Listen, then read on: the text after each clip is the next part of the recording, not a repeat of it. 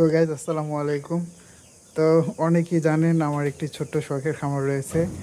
তো সেই খামারে একটি কলোনি রয়েছে বাজিগর পাখির।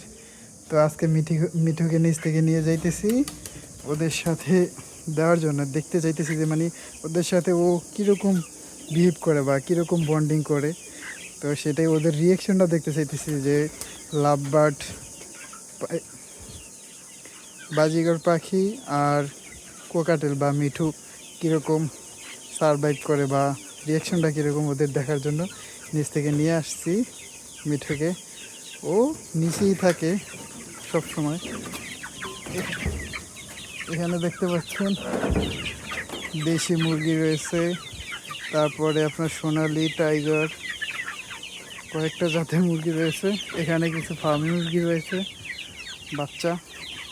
এই যে সেই ছোট্ট কলোনিটা, তো দেখতে পাচ্ছেন মিঠুকে দেখার পরে ওদের রিয়াকশনটাই অন্যরকম, মানে একদম উইরা যাইতেছে গা। তো ভিতরে দিয়ে দেখতেছি কীরকম করতেছে। যা যা যা, ও আমার হাত থেকে যাইতেই চাইতেছে না। যাও যাও যাও, হাত থেকে নামতে, যাও ওদিকে যাও।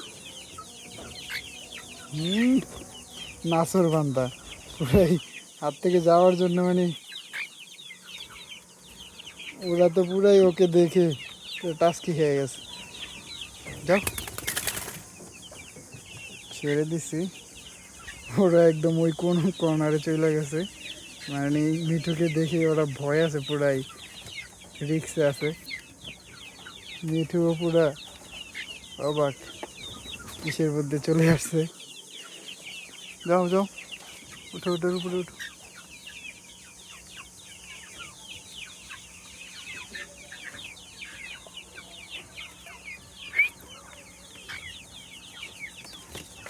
ওগুলা তো পুরাই উপরে উঠছে, একটা ঝুলতে আছে।